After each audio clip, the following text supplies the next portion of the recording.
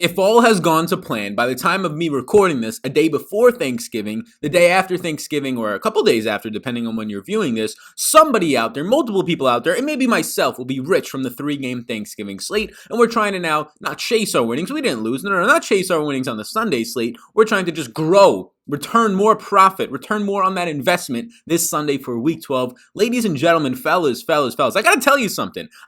We're breaking records right here at Vetri Media LLC right now on the Sal Vetri YouTube channel because my flight is in a couple hours. We're cutting it real close. Okay, so maybe this video is going to be edited later on to let you know 2 hours later. 2 hours later. From the SpongeBob episode to let you know that I missed my flight because I decided to give the good people of YouTube, the good people of the podcast streets, another video on Friday for the Sunday slate. Always thinking ahead, the big old heart that I got for all you people out there because we were recording this at 3:23 a.m., mind you. So, it takes a couple minutes to set some things up. Takes a couple minutes to get up myself. So we're on here, getting up about 2:45 a.m. so we can get this video out because this one's usually a doozy. This one usually 35, 40 minutes, editing time and all that type of stuff. So welcome in. All that to say, I hope you all had a fantastic Thanksgiving when you're viewing this. I hope you are all having a fantastic start to your now holiday weekend. Be safe out there, whether it's Black Friday. Be safe out there if you're on your laptop watching out for them hackers on your Cyber Monday deals, whatever it might be. I'm going to be sure to try and be getting some nice lights, try and be getting some more equipment for the Cyber weekend myself. So if anybody out there's got any deals, slide them my way through the DMs, slide them my way through the YouTube comments. And also while you're doing all that stuff, slide your finger right over the like button, your mouse pad, smash that like button, big old subscribe button pops up, tap that and hit the notification bell. Appreciate it if you do all those things for me. And boy, oh boy, if you don't got any interest in going out or buying anything this weekend outside of fantasy, right? Outside of spending some money on your fantasy allocations, your hobby, your investments,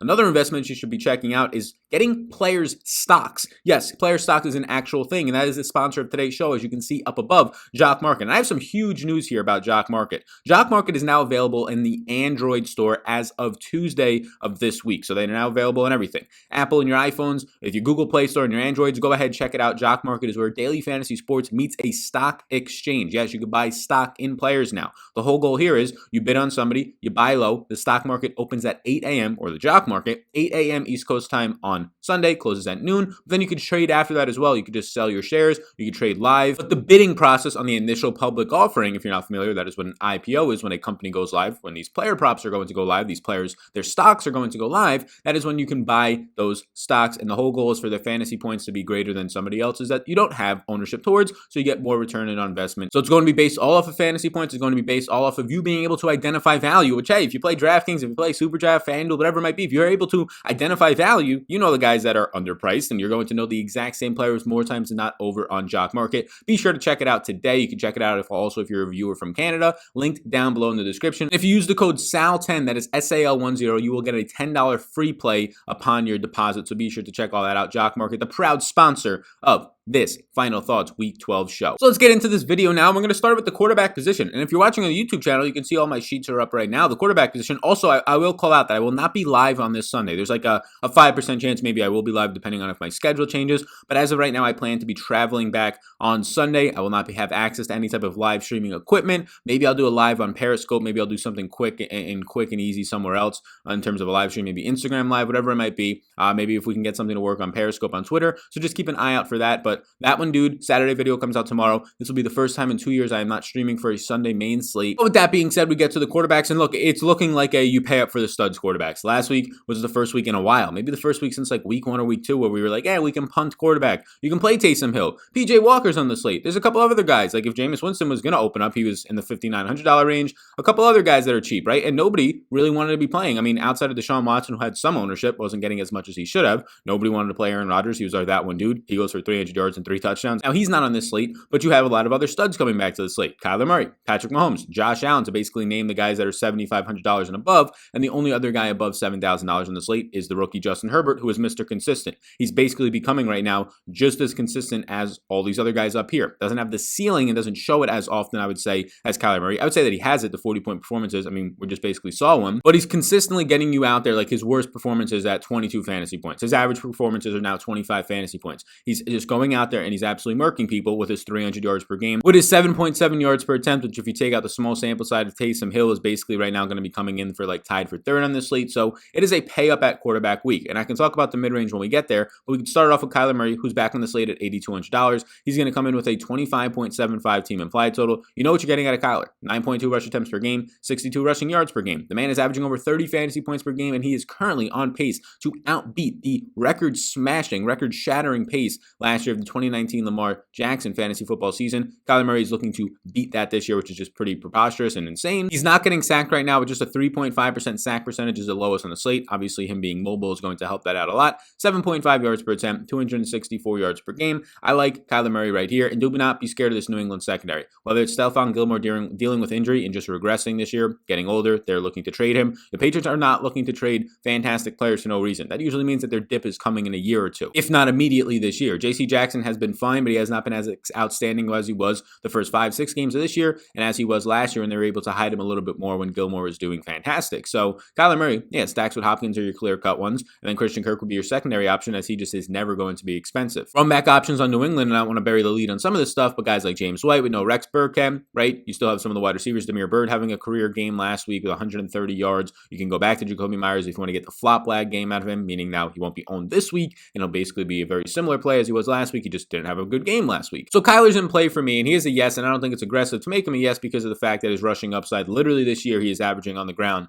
like 12 to 13 points per game just in rushing alone, which is just an insane, I would say, floor. I mean, the floor is close basically right now for this guy, like 8 to 9 fantasy points on the ground. Now, the guy that I probably like, maybe not the most, it's early on in the week for me, at least when I'm recording this on a Wednesday. So if there's any injury news, by the way, this is a disclaimer. If any injury news comes out, oh, Kyler got COVID, right? Something crazy happens that I'm not mentioning here, and you're like, how is this guy not mentioning it? I'm recording this on Wednesday morning. All the news that I am discussing in this is the news that I have currently up to this point. If you want any updates, check out my Patreon projections and rankings and ownership. All that stuff can be found down below on my Patreon, as well as the Closing Thoughts podcast on Sunday, which is going to be a great thing that it comes out every single week, but especially this week, if you're not going to be able to, I'm not going to be doing the live stream, not going to be able to see me on Sunday live this week, you can check out the Patreon Closing Thoughts podcast. We go about 40-45 minutes each and every week discussing GPP strategy, discussing how I build my stacks, how I build my groups for GPPs and my 150 lineups, and exactly how you can beat your opponents, score more points than your opponents, where they're going to make mistakes, and how we're going to exploit that. Patreon.com/Sal_Vetri_. Link down below to check it out. But we get Patrick Mahomes back on this slate with the highest overall implied total. There's a couple games with some big totals here. You have 3 teams that are going to be coming in with a 29 or over team total, and one of those is Patrick Mahomes pushing 30 right now at 29.75 as 3.5 point favorites. Not just the highest overall team total, but the highest overall game total at Tampa Bay on the opposite side of this one is going to be putting up a nice total, 26.25 as 3.5 point underdogs. So I like Mahomes here. I believe that I said Herbert leads the slate at 300 yards per game earlier. It's actually Mahomes at 304 yards per game. Just very quietly the MVP this year. Everybody's talking about Russell Wilson. Then Russell Wilson has like 2 games where he has 10 total turnovers, and can't be the case right now. Then everybody wants to talk about Kylie Murray because he threw a Hail Mary, even though he's not that efficient right now through the air overall. He's basically an NFL average quarterback, 264 yards per game, 7.5 yards per attempt, a 68% completion percentage. That's all like slightly above average for Kylie Murray this year. It's just the fact that he's well and extraordinary and record-breaking on the ground. But no, it's Patrick Mahomes. He's the MVP. 8.1 yards per attempt is going to lead this slate. His passing yards leads the slate. Just a 0.53 interception ratio, just 1 interception so far this season, I believe. So he's been fantastic. 7.2% touchdown rate. Every single thing that he's doing is leading the slate from an efficiency standpoint, from a volume standpoint when it comes to passing. He's also chipping in 20 yards per game on the ground. Mahomes right now, you know your stacks. Hill is going to be expensive. Kelsey is going to be expensive, but arguably Kelsey is underpriced. If you just put Kelsey as a wide receiver, you might be saying this guy should be like $300-$400 more. Sammy Watkins might be back to actually make this stack work out a little bit more. And then you have so many options on Tampa Bay that you can go to here. You can punt tight end with Rob Gronkowski, right? If you didn't want to play Kelsey and you want to go Sammy Watkins and Tyreek Hill, and you get a cheap Sammy Watkins, you get a cheap Rob Gronkowski on the opposite side. You have Antonio Brown, who's the cheapest of all these Tampa Bay wide receivers, coming off of now 26 targets in his last 3 games, in his first 3 games with Tampa, coming off of a 13 target game. You have Chris Goblin and Mike Evans fairly priced because all these guys are cutting into each other's production. This is the game that I assume a lot of people are going to try and game stack, but we're going to need to identify value. We don't have that much running back value on the slate, so finding the value within your stacks becomes even more important. That's why I'm going to be closely monitoring the Sammy Watkins injury this week, trying to get creative on my run backs, whether I go Gronk plus Antonio Brown to get even more unique because of the fact that this game is going to be popular on an 11-game slate that is not yet getting that full 14-game slate, so ownership is going to continue to matter. So right now I do prefer Mahomes over Murray just due to the upside upside in this overall game environment and the overall stacking, but no issues with Murray at all. My third and final yes, and then we have 4 other interests, is going to be Josh Allen right now back on the slate. So the 3 most expensive players. Sal, what are you doing here? You're just naming all the expensive guys. That's the way it is this week. This is the way it was 2-3 weeks ago. Last week it was the punt option, and maybe if some guys get COVID, or maybe if we get some injury news on certain players, we can go there. But a lot of the cheaper quarterbacks this week due to injuries that are continuing to happen, whether it's Joe Burrow's ACL, I'm not going to Ryan Finley at $4,900. He's absolute dust. He might not even score 5 fantasy points. Drew Lock is not somebody that I have any interest in going to right now with an 18.75 team implied total. Sam Darnold or Joe Flacco, whichever one comes in below 20 implied total, right? All these things. If it's Nick Mullins still, sure, he's a quality quarterback from yards per attempt career-wise, not so much this year at 5.5, and again, under a 20 implied team total. There's nobody on this slate really that stands out, I would say, below $5,500. So you're not going to be finding all that much value. Now, there's a couple guys in the 5 range, and we're about to get to them. But first, let's talk about Josh Allen here at $7,600. Again, I just prefer to find Patrick Mahomes. I think these stacks have a lot more upside, but this game environment is probably going to go a little bit less noticed. A 53.5 overall implied game total is the 3rd highest on the slate. So people are going to see this game. People know Keenan Allen, who's now $8,000. People know Herbert, how good he's been. People know Josh Allen back in the slate, things like this. But I think you're going to be able to see Kansas City and Tampa Bay pick up a lot of ownership. And then another game we'll talk about in a second, Vegas and Atlanta will pick up some ownership. So I'm thinking that this one might get hidden in between, even though both quarterbacks look great. I have interest in both of them. I have a little bit more interest right now in Josh Allen for $400 more. You get a little bit more of a rushing floor, 28 yards per game right now compared to Herbert at 20 yards per game. And you're just going to get a little bit more, I'd say, cheaper options in your stacks. It's also a condensed offense. John Brown is dealing with injury, so if he's out, $5,500 Cole Beasley, that's a lot, but I'm okay to get there just because he's that involved in this offense,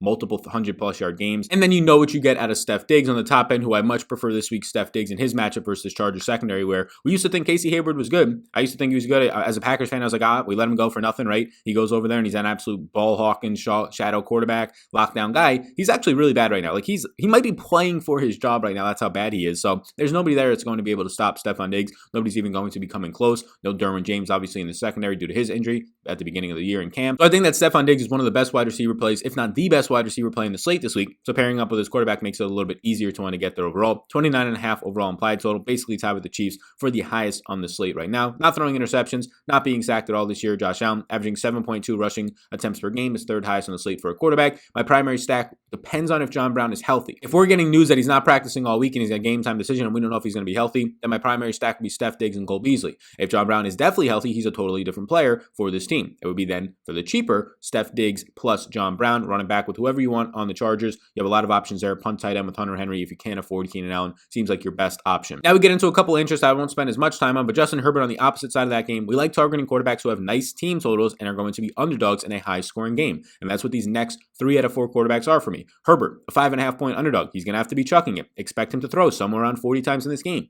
He's averaging 38.9 pass attempts per game. That's 2nd highest on the slate, only to Tom Brady. His 300 yards per game is 2nd only to Patrick Mahomes, 7.7 yards per attempt. You're getting those 21 rushing yards per game on the ground. My primary stack would be, yes, still paying up for Keenan Allen because his target share is insane coming off of what he did last week, continuing to produce just 20-plus point performances. His worst games right now are like 15 to 16 fantasy points, and that's not going to win you a GPP if he does that at this price point, but it sure as hell is not going to crash and burn your lineup because of Keenan Allen. Keenan Allen, Hunter Henry, and Mike Williams, as I've been saying, is a broken record for like the past 2 months. In that order are my primary stacking options, running it back with Steph Diggs, John Brown if healthy, and Cole Beasley in that order. Fine to get the 2 of them, fine to 5-man game stack this thing. Now we get to this game right here, which both sides of it I have interest in, but it's going to depend on Julio Jones' status. Matt Ryan and Derek Carr at these price points, they're the only cheap quarterbacks I currently have interest in, depending on what news comes out later in the week. Maybe that changed. $5,900 Matt Ryan right now. Look, you're getting 38.8 pass attempts per game. He leads this slate, and his team leads this slate in pass plays per game overall. 298 yards per game is 3rd highest on the slate. Just a 3.6% sack percentage, so the offensive line has become much better this year after some of those rookies they drafted in the first round last year are able to actually get some time, get healthier, as was not the case last year until late in the season, and make some improvements as he has the 2nd lowest sack rate on the season, which was not the case at all last year. A 26.5 team implied total, and he's a 3-point underdog. But this is the big thing. His splits without Julio Jones are absolutely atrocious. I do not want to be playing Matt Ryan at $5,900 if Julio Jones is not in there. Now, Julio Jones has not been that great overall this year. Like when he's fully healthy, he does look good out there. Don't let people tell you otherwise. He has 3 dominant performances this year when he's been fully healthy. And he's only been fully healthy for probably about 4 to 4.5 games this year. And now arguably you can tell me no games since this guy always plays banged up. Now, Calvin Ridley I expect to be fine. So if Julio Jones is out and you still want to play Matt Ryan, it would be Calvin Ridley, Haydenhurst, and Russell Gage in that order for me. And then you could throw Olmedid and Christian Blake. But the previous time that we've seen no Julio Jones, sometimes it's Olmedid, sometimes it's Christian Blake. So it's going to be kind of a coin flip there. If Julio Jones is in, and if he's going to be at least healthy or partially healthy, you don't have to get to him, but it's at least somebody that Matt Ryan is going going to be targeting 7, 8 times and feels comfortable with, especially on third downs. The splits are massive for Matt Ryan in terms of if he's going to have some of these ceiling performances close to 25 to 30, or if he's just going to be trying to push to 20 fantasy points. And honestly, even at this price point, 20 fantasy points is not going to win you a GPP. So $5,900 Matt Ryan is very much so going to be coming down to what happens to Julio Jones. And on the opposite side, I like Derek Carr. Derek Carr has always been a stable quarterback. I mean, 3-4 years ago before he got hurt, he was an MVP candidate coming down to the end of the season. And this guy's playing some of the best football, if not the best football of his career this year. He's averaging 7.7 yards per attempt. A 70% completion percentage leads all quarterbacks on the slate that are above the $6,500 price point, and he's $5,700. He's very efficient, averaging a 6% touchdown percentage, which right now his 6% touchdown percentage is top 5 on the slate. He has the best matchup on the slate. Atlanta is allowing 28.9 fantasy points to quarterbacks, the opposing quarterbacks. And we know what's happening. Drew Lock stinks. 2 weeks ago, he goes off in garbage time most of it, but then comes back against Atlanta, right? Makes it a game of that in the third and fourth quarter. Last week, Taysom Hill probably stinks. Only threw the ball, I think, downfield past 10 yards on 7 of his 23 attempts. Obviously gets there on the ground with 2 rushing touchdowns, but he's able to put up big points against Atlanta's defense. It's been something that every single quarterback has done, and now you get a good quarterback in Derek Carr coming in. The primary stack is indeed Darren Waller. Your secondary options, Nelson Aguilar is somewhat hit or miss here and there. Hunter Renfrow is not getting on the field. Henry Ruggs is not being used right now, so it really is Darren Waller. This is one of those situations where I normally like to stack 2 players from a team, pass catchers, but I kind of big shrug emojis here. I would be going Darren Waller, then Nelson Aguilar if you had to, but I am okay to just go with Darren Waller and then run it back with like a Calvin Ridley and or a Haydenhurst and or a Russell Gage, depending on who you're going to be putting in. I wouldn't play 2 tight ends though, so if you have Darren Waller, I wouldn't go also with Haydenhurst in that same lineup. And then finally, to close out the stacks and the quarterbacks right now, Tom Brady, hard not to get here, right? Nobody's going to want to play him, or not that many people want to play him because of how bad he looked in the last game. Had a 0.0% passer rating targeting deep. He's been terrible targeting deep the last 3 or 4 games, but none of this matters to me because of how loaded this offensive is, right? When your 4th best passing option is going to be Rob Gronkowski, and right now, 3rd in the pecking order these last couple of games is Chris Godwin, who's your best wide receiver in my opinion. Yes, Tom Brady at $6,600 as a 3.5 point underdog. This is what we want to target, people. You want to target quarterbacks who are going to be in good matchups, check. We're going to be slight underdogs with good team totals, check all those boxes, 26.5 team total, 3.5 point underdog, and are going to have good weapons that you can actually stack up with. All the checks. And also volume, right? Volume usually comes as a slight underdog, but he leads the slate already with 39.4 passing attempts per game. So yes, go ahead and get yourself some Tom Brady. I'm fine to stack any of these guys. I'm fine to stack Evans, who keeps getting volume and red zone targets and another touchdown last week, continues to lead the NFL in red zone targets and red zone receptions. I'm fine to stack Godwin, whose targets are coming down, which is a little bit concerning. Salvage's performance with a touchdown on that last Monday Night Football game. And then I'm also fine to stack Antonio Brown, Rob Gronkowski. That's where we're at right now with the quarterback position. Let's now move over to the running back position. And if you're still here with me right now, if you're still rocking with me as I'm up at 3 a.m., but maybe you're not, maybe you're up at 3 p.m., whatever it might be, I don't really care. You're up, you're living, you had a great Thanksgiving, hopefully. Please do hit that like button. Please do hit that big old subscribe button that just popped up on the screen as we get to the running back position. So we got to track some injuries. A lot of things can happen this week. Raheem Mostert, Myles Gaskin, Austin Eckler, any of these guys can come back and off the IR. Right now, Austin Eckler is going to be practicing, but they have not yet activated him off the IR, so just keep a close eye on all these things. Some decent running backs, Mostert, Eckler, and Myles Gaskin, that can potentially return to play in Week 12. Now, also, Christian McCaffrey is still considered week to week. It does not seem like he's going to play this week, but maybe we'll get some practice reports as the week goes on. I'm fingers crossed for my season-long league and my main league that he actually plays. Made a trade earlier this year, DK Metcalf and Todd Gurley, right when Christian McCaffrey got hurt because they had a loaded team in terms of some depth, has gone downhill since then, as you can imagine. So at the top, you have $9,500 Dalvin Cook, who's going to project out for like 25 plus fantasy points or right around there, averaging 29 fantasy points per game this year. It's basically Dalvin Cook and Devontae Adams in terms of elite performers this year that are not quarterbacks that you can rely on for this close to 30 points almost every single time they go out there. He's 3rd on this slate, but if McCaffrey doesn't play, 2nd only to Kamara on 0.957 fantasy points per touch. And there's an argument to be made as Kamara, for the first time in his NFL career, did not have a reception as a starting running back last week with Taysom Hill. Was that due to injury? Kamara was dealing with a foot during the week. Was it due to Taysom Hill not checking down like Drew Brees does historically well? I think that's more so the case. And if that's going to be the case, you're going to have Cook probably going to be projecting as the highest fantasy point per touch player. 34 red zone attempts on the season, 26 opportunities per game right now. It's tied with McCaffrey in a small sample size of McCaffrey when he actually plays.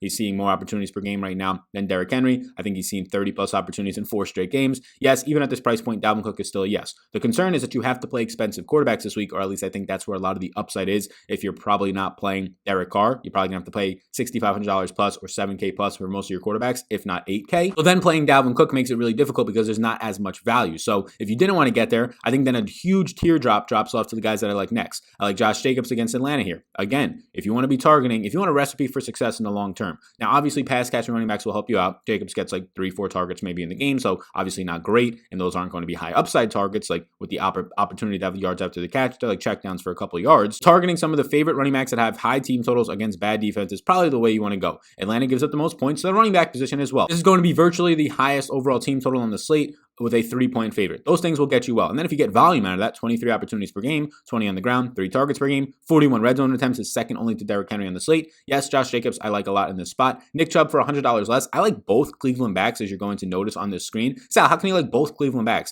They both had similar opportunities in that last game in terms of what they were doing in the passing game, when you factor in Kareem Hunt's passing game, in terms of Kareem Hunt getting red zone and goal line work as well in that game, very sneakily. Now, Kareem Hunt doesn't find the end zone. He kind of busts out for a lot of people because he just doesn't do a lot on his touches. While Nick Chubb was doing a lot on his touches. So I like both of these guys. I will not be playing them together. They're both touchdown favorites in a matchup against Jacksonville that is going to be the second best on the entire slate. You're getting 6 yards per carry out of Nick Chubb this year, which is absolutely insane. It's hard to judge your opportunities per game because Hunt has obviously been starting and getting a lot more volume when you had Nick Chubb out. So I would expect Nick Chubb to see somewhere around 18 touches in this game, Hunt somewhere around 14 touches, but more passing game usage, 12 to 14. I do prefer Nick Chubb, but it's obviously a $1,500 difference. So both of them are in play for me. Again, I will not be playing them together. And now this is where we start to find some value running backs that I think one of them will have a lot of upside, and both of them are definitely in play for me to try and fit in those expensive stacks, maybe also fit in Dalvin Cook, starting with Wayne Goldman Jr. Look, Devonta Freeman is still going to be on IR. Wayne Goldman Jr., this is his backfield. Matchup against Cincinnati is going to be fine. He's getting a ton of volume, Wayne Goldman Jr. right now. And I think a lot of people will be late to actually getting to Wayne Goldman Jr. for a couple of logistical reasons. It was Thanksgiving this week. A lot of people aren't even going to be starting to consume content for the Sunday slate until like at the earliest Friday afternoon, right? Thanksgiving's over. You're playing the showdown slate Thanksgiving night. You wake up, you hang out with your family, you hang out with whatever, you take a shower, you do whatever you got to do for work, whatever it might be, right? And then it's Friday afternoon, it's Friday night, and you start researching the slate. And people forget, oh, the Giants were on bye week 11. They forget all about Wayne Goldman Jr. basically, right? But Wayne Goldman Jr. has been balling out. Wayne Goldman Jr. has put up 13 or more fantasy points in the last 4 games for the Giants before the bye week, capping off with a 19-point performance on 20 opportunities against the Philadelphia Eagles. The game before that, 15 opportunities, 15 touches. The game before that, 13. The game before that, 15. So I can project Wayne Goldman Jr. in a good matchup against Cincinnati for 15 or 16 points in a rare spot where he's going to be a 5.5-point favorite. Yes, a 24 implied team total is fine for me at this price point. $5,000 Wayne Goldman is going to look very good in my opinion. A 6.1% touchdown percentage, so he's been very efficient from that standpoint, almost 0.8 fantasy points per touch. Wayne Goldman Jr., if we can rely on 15 to 16 opportunities with the upside of 20 plus, and we can rely on around 15 plus fantasy points on average around this guy the last month, yes, I want Wayne Goldman Jr. a good amount at $5,000. And lastly, my final yes is James White. Rex Burkhead is banged up. James White has been bad all year long. He just hasn't been getting the volume, right? It's been the goal line carries have been going to Rex Burkhead, Damian Harris, but obviously Cam Newton also in that category a lot as well. The passing game this year has been a concern overall for this team, and he's just not on the field enough. They've been using Damian Harris a lot more to try and run the ball. Rex Burkhead the last month of the season has taken over the workload, but we actually finally got to see for the first time in a while. I mean, I'm talking week 10, week 9, week 8, week 7. All those weeks, this guy wasn't even cracking like 6 fantasy points. A couple of those weeks, he had 1 fantasy point. It's been since week 4 and week 6, back-to-back weeks that he had double-digit fantasy points, but since then, we haven't seen anything. But the week finally came this week. He saw 5 rushing attempts, which is at least noteworthy because that's tied for the most he's seen this season, which is good to see. Picked up another 2 fantasy points on the ground. And now his price tag at $4,500, I don't think is going to be all that accurate, knowing that we know Rex Burkhead is going to be on IR. And what happened in that game after that? He saw all the passing game usage. He started running a lot of routes. He caught 6 of 9 targets for 64 yards, finishing with 14.3 fantasy points. Now, Wayne Goldman is going to give you passing game usage, routes run, red zone usage, and he's also going to give you work on the ground. So for $500 more, if you're picking one, I think Wayne Goldman has more a secure role here. But now I think that we could project James White pretty comfortably to run probably 25 to 30 routes, depending on how many dropbacks Cam has in this game, maybe 20 to 25 if it's not that many, 4 to 5 carries, and seeing himself 6 to 8 with the opportunity of 10 plus targets. Usually that's going to project out for double-digit fantasy points for James White. So these are the 2 running backs that I like the most early in the week. Again, I have some other interests that are yeses or maybes right now. Kamara's a maybe at $8,200. He's in this middle price range where if you have that extra money to get up to him off of Josh Jacobs and Nick Chubb, I probably do. Even though we didn't see the passing game usage last week, I think we will be seeing it. We will never see the ceiling without Drew Brees there of a 25 or a 30% passing game target share, but I do think they're going to prioritize that more this week. Derrick Henry as an underdog against Indy in a very tough matchup. Indy has the best run defense in terms of fantasy points allowed to the opposing opposing running back. I'll probably be staying away from Derrick Henry, as I personally normally do. Second most opportunities on the slate, though, 25.1 per game. 46 red zone touches is good to see. Mike Davis, our boy Mike Davis, bounced back last week, 16 fantasy points. Not a fantastic performance, just caught 2 of his targets for 15 yards, ended up having a short score, but he had 20 plus opportunities. We finally got to see that workload. I think he's fine against Minnesota, which we just saw Zeke, who's been struggling for weeks now, go for over 20 fantasy points, over 100 yards rushing, and a total touchdown. Clyde Edwards-Helaire is in play, but only because he's in that good game environment as potential leverage as a favorite on a team that has the highest total. We got to see him have usage in that last game, right? 18 opportunities, 2 touchdowns, 16 attempts on the ground.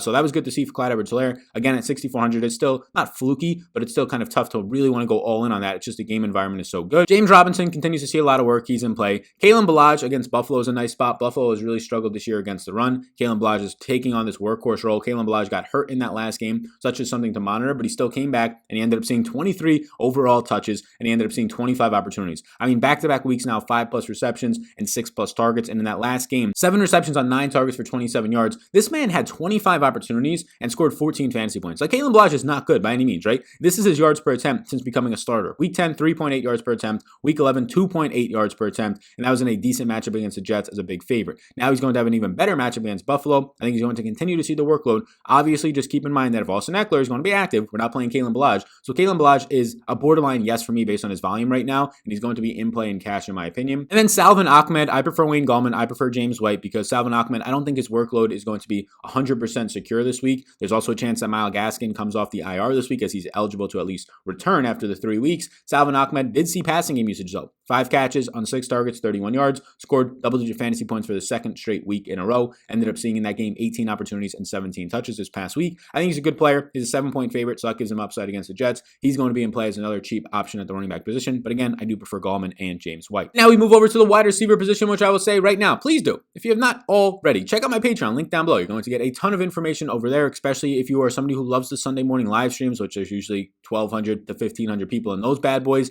8,000 people watch them overall. But due to the travel, we won't be able to do those, which is very sad. But again, check out Patreon. Sunday Closing Thoughts podcast will get you all the information you need and all the updated projections, rankings, game-by-game notes, and all that stuff will help you out a ton. So now getting over to the wide receiver page, I've actually, for the people who are OGs, normally sometimes at this point in the week, I have like 40, 45 guys listed here because I like a lot of stacks. I like a lot of guys I don't want to get to. And normally I'll own a ton of wide receivers because there's 3 viable ones from every single team for the most part if you're going to be stacking it up. This week, if you go down here, I only got about 24 guys listed because I'm trying to condense it for the purpose of Thanksgiving, purpose of the slate, give you more bang for your buck here in your time. I don't need to break down into the guys up top all that much. Yes, DeAndre Hopkins is expensive, so is Tyreek Hill, so is Steph Diggs. These are all guys I don't want to be putting in stacks with their quarterbacks for the most part. Steph Diggs is probably my favorite wide receiver play on the overall slate at $7,600, averaging 10.1 targets per game, 91 yards per game. A 35% share of his market share of targets right now is basically tied for right now, I believe, 4th on this slate. Only guys ahead of him are Tyreek Hill, DJ Moore, and Robbie Anderson. Michael Thomas got to finally come back to work last week with a 55% target share from Taysom Hill. Look, I don't care how bad you think Taysom Hill is. He only threw 23 attempts last week, and 16 of them were at 10 or less yards. That's going to be Michael Thomas range every single time. Taysom Hill ended up going for, I believe, 18 to 23 for 233 yards. No passing touchdowns, but those are going to continue to happen. And if he's going to have these low-risk throws that are going to Michael Thomas, who feasted after the catch last week, averaged 11.6 yards per reception, 9 catches on 12 targets for 104 yards. Michael Thomas is a firm yes for me. He doesn't have the same upside with Taysom Hill out there as Steph Diggs to just go for, 160 yards and a touchdown or 2 because Josh Allen will target deep, which I don't think Taysom Hill will. Only targeted deep, I think, 20 or more yards 3 times last week with 1 completion. But Michael Thomas firmly in play. Ridley I like, and I like him even more because there's nobody in the secondary that ranks bottom 5 right now for Vegas to stop him. And I like him even more. Honestly, either way, if Julio's in, I still like him. But if Julio's out, obviously you're looking at a 30+% target share like you saw in previous games with Julio out, and a nice total spot here. 8.6 targets per game, 34.5% of Atlanta's air yard market share right now, and averaging 15.5 air yards per target. That's currently the highest on the slate with any wide receiver that has a decent amount of target sample this year. Now we get to all these Tampa Bay wide receivers. As you can see, I have them all as yeses here. $6,100 Mike Evans, $6,000 Chris Godwin, $5,700 right now Antonio Brown. They are all so cheap. No matter what type of stack you want to do, whether it's a run back with Patrick Mahomes, it's easy to do so. If you want to stack up right now Tom Brady, it's very easy to do so. He's $6,600 and he's the most expensive piece of the stack. That makes it so easy to do that and then go ahead and get whatever you want at running back. So yeah, it's kind of hard to ignore what Antonio Brown has done since he's been back, and kind of hard to ignore that he's getting a lot of usage and should have even bigger games if there's any upside right now in Tom Brady's deep ball, but there's just not. But I think a lot of people are going to overblow that this week. Since coming in right now, the last 2 games, 8 targets and 13 targets. He's had 13.6 and 13.8 fantasy points these last 2 games. 7 and 8 receptions. So right now he's doing this and surviving without touchdowns. He's doing this without the Tom Brady deep ball. So I like Antonio Brown's usage. I still think that Mike Evans is the guy that you want to have if you want to see that 2-touchdown upside the most. Mike Evans continues to be feasted with targets. Everybody wanted to bury this guy earlier in the year. Now he has 20 targets in the past 2 weeks. He now has a touchdown in 3 out of his last 4 games, leading the league in red zone targets and touches. And then Chris Goblin is going to slowly start to become the guy that nobody wants to play compared to the other two based on his recent volume. And I really can't blame you, but he did have 10 targets in this past game, right? He had 6 before that. He ended up scoring 18.3 fantasy points because he found the end zone in the fourth quarter on Monday Night Football. I would probably rank it right now still, early on in the week, Goblin, Antonio Brown, and Mike Evans. I know that Antonio Brown had 13 targets, but I'm still going to rely on Goblin's role in the slot, and all of these guys are going to have good matchups, but I think in the middle of the field is where they're going to be able to pick apart Kansas City the most. Now we get to some cheaper one-off options. You're going to have Michael Pittman down here, who Michael Pittman had that big crossing route for a touchdown. It was very nice to see. It was Vincent Jackson-esque out of Phillip Rivers to Michael Pittman over the middle of the field, but he only had 3 targets. That's a concern. In a game where Phillip Rivers was throwing a ton, heading into overtime as well, right? Still had to play some snaps in overtime. I don't think they really passed the ball all that much middle of the fourth quarter to overtime. But Pittman had a hot start, scores 15.6 fantasy points, and then he goes away. Just has 3 catches on those 3 targets, 66 yards, and a touchdown after having 15 targets before that. I think this is more of an outlier fluky week. So Michael Pittman's still in play at $5,000. His 1.85x multiplier in Superdraft is just way too high in my opinion. It's going to lead to a lot of fantasy points. He's averaging right now a ton of yards after the catch compared to his expectation, which just means that he's a good yards after the catch player, but he's going to have to start relying a lot more on jump ball ability if he wants to succeed long term. We mentioned Wayne Gallman coming off the bye week, and people probably going to forget about this Giants team in general, but another guy to keep an eye on is Sterling Shepard. 100% catch rate in his last game, got all 6 of his targets for 47 yards. Sterling Shepard has now scored, since coming back from injury in week 7, 11 or more fantasy points in every single game, and he's seen 6 or more targets and 6 or more receptions in all 4 of those games since returning. Very stable piece at $5,100 in the passing game, has an 81% catch rate, which is one of the highest, the second highest on the slate right now. Get yourself some Sterling Shepard, which in cash games you can feel pretty comfortable about a 10-point performance with the upside if he finally finds the end zone, because he has not since week 7. If he finds the end zone, that's where you start to get the 18 to 20-point performances. Then we have a long list of guys that are maybes right now. Not actually that long compared to usual. Proud of myself here. Keenan Allen, expensive, but we know we're stacking him up in those spots. Julio Jones, expensive, but if he's going to be healthy, well, he's actually fairly priced. $6,500 Julio, if it comes out that he's practicing on Thursday and Friday, or just practices Friday and he's good, is way too cheap. This is $1,000 too cheap for Julio. We've had this situation once this year against Minnesota. And now an equally bad secondary in Las Vegas comes to town, so expect potential Mount St. Julio eruption at just 5% ownership if indeed he's going to be healthy. Cooper Kupp, both the Rams guys are on here, they're fine. Justin Jefferson is also on here. Now keep an eye on this. He has just, I think my friend sent me a screenshot the other day. He's up there in terms of like top 5 yards in the season with like 20 less targets than everybody else. That's how insane he's been downfield this year. He's a number 2 overall PFF wide receiver. He's a number 1 wide receiver in yards per route run. He's been good, but look, Adam Thielen's not out there. I don't expect Justin Jefferson to be used in the Adam Thielen role. I expect him to be used in the Justin Jefferson role. Maybe it's Olabisi Johnson goes into that Adam Thielen role, right? Adam Thielen has COVID if you're not familiar right now. And look, you're not getting a lot of targets. You have 5, 10, 4 targets over the last couple of games for him. So that's because his team is not throwing a lot, so it's not on him, but he's not using the red zone. He has 1 red zone and 1 end zone target this year, courtesy of the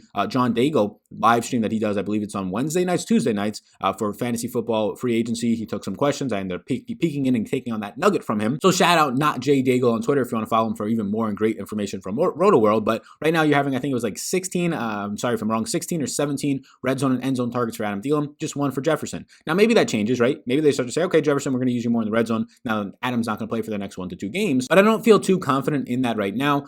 So I do think he picks up ownership because he's cheap. He's in a good matchup against Carolina. He's expected to see more targets with no Adam Thielen out there. Just keep an eye on this. If he becomes the highest on wide receiver, I think there's a lot of ways for it to bust because he does rely on big plays. And if people are going to be banking on high ownership that happens, I'll just say that it won't happen. Both of the Carolina receivers, or all 3 of them, are in play for me. And DJ Moore, Robbie Anderson, and Curtis Samuel. It's going to be interesting. If Teddy Bridgewater is back, I will rank it as Robbie Anderson, DJ Moore, and Curtis Samuel. And we saw with Philip Walker that he was targeting all of them, but it seemed like he really liked Curtis Samuel and he liked DJ Moore a little bit more than Robbie Anderson. 1 game, small sample, but I'll still prefer Robbie Anderson if indeed it's Teddy Bridgewater. If it's not, if it's going to be PJ Walker, I'll actually prefer $40 or $5,100 Curtis Samuel. A couple of other cheap options to close it out. Russell Gage only if Julio Jones is out. Denzel Mims and Perriman, both these guys from the Jets. Look, if it's Joe Flacco, I feel a little bit more comfortable with downfield usage than if it is Sam Darnold. We have not seen any information as of Wednesday morning on that status, but $3,500 Denzel Mims is starting to break out a little bit. 3 catches, 70 plus yards last week and some nice acrobatic catches. His touchdown is going to be coming. He's a nice cheap option if you want to punt wide receiver yet again. Let's close up shop right now. And if you want to play player props, if you're not already familiar with Monkey Knife Fight, it's going to be linked down below in the description. You'll get free money bonus up to $50 Rooskies using my last name, promo code Vetri, VETRI, so you can play player props. The more or less, the over-under, whatever you want to play. There's a lot of game modes over on Monkey Knife Fight, the fastest growing DFS site. It's a ton of fun. The guys over there are the guys and the girls.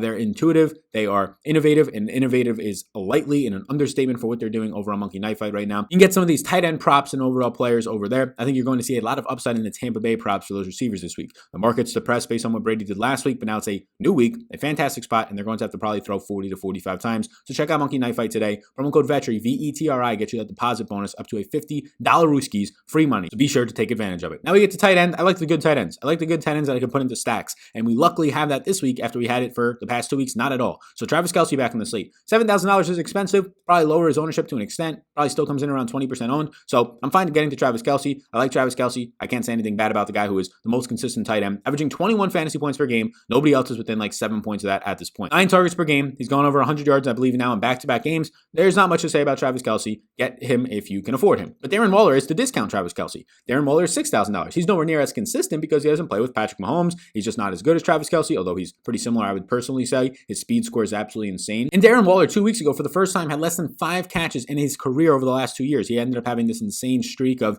5+ catches in every single game. Broke the record, I believe it was in week 9, then only had 3 catches. But then he came back in week 11 against Kansas City and posted 22 fantasy points, 88 yards, 7 catches on 7 targets and a touchdown. It was his second best performance of the season. And now he gets Atlanta, which is just going to be an absolute smash spot and feast spot. I do think that point per dollar wise, Darren Waller at $6,000 is the best tight end play on the slate. I assume the ownership will follow that, but I do like it still no matter what. And then you have a lot of other tight ends that we can get to that get a lot of volume. Hunter Henry is slowly starting to come on. I was beating my drum for like 5 weeks in a row and everybody was saying, stop saying Hunter Henry is a good play. Every game but 2 this season out of Hunter Henry, so an 80% share, he's seeing at least 6 or more targets this past week. And right now, if you're looking at it, he's seeing currently 4 or more receptions in 4 straight games, 4 or more receptions in 5 out of the last 6 games, and he's finally getting into the end zone. Back-to-back games with touchdown, the regression has come, so he's going to be averaging around 10, 11, 12 fantasy points, and he's going to be a good stack option for you. I like how many good tight ends we have this week, because if you're not playing Waller or he ends up being too chalky or he becomes too expensive for your specific builds, you do have these nice 4K options and even some 3K options. The 4K ones being Hunter Henry, Evan Ingram after a week 10 bad game against Philadelphia.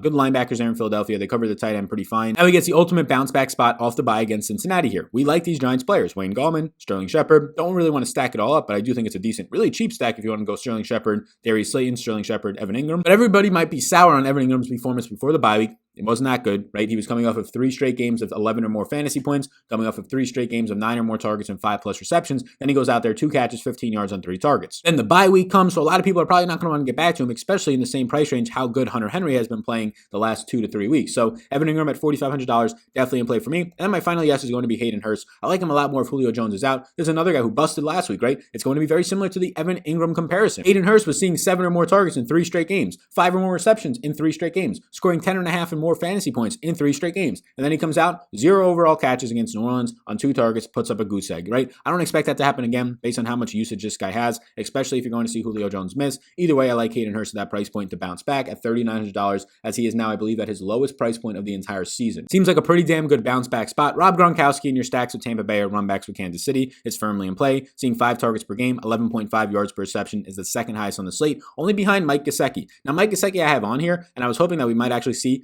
some crazy stuff happen and Ryan Fitzpatrick go back to starting because Mike Gesicki immediately became viable again. 2 catches, had like 30 yards in the second half when Ryan Fitzpatrick took over. Mike Gesicki was scoring decent amounts of fantasy points, 6, 30, 8.5, 14, when Ryan Fitzpatrick was the quarterback. Since getting 2 as the quarterback has not been great. 1.2, 7.2, 6 fantasy points basically. So Mike Gesicki, I really liked him a lot more if it was going to be Ryan Fitzpatrick. Doesn't seem like it's going to be the case this week. A couple of other guys to keep in mind. Austin Hooper, I think, still a fair price point as his price point comes down now. And again, this passing attack for Cleveland. 3 bad weather games in a row. It's depressing all their salaries. Hooper, how can you blame the guy when he's in 2 win games and then he's in a rainstorm and a monsoon last week? All of his production these last 2 to 3 weeks are really not on him. And then my final interest, who's very close to a yes, or I guess we can say Jack Doyle's a punt at $2,500 if you're looking for one of those guys. I won't be playing him, but if you're looking for a punt, that's the only guy who looks that decent to me. And then my final yes is going to be, or final interest, who probably becomes a yes at the end of the week, Jordan Reed, who finally healthy now against the Packers in week 9 on the mini bye. It was Thursday Night Football. He was not going to be fully healthy. They said he was on a pitch count. Then he comes back in week 10 fully healthy, 5 catches, 62 yards, and 6 targets. Basically their leading receiver. There's no Brandon Ayuk. There's no George Kittle. Deebo Samuel's questionable. He scored 11.2 fantasy points the last time that we saw him out there, and now he's cheap at $3,600.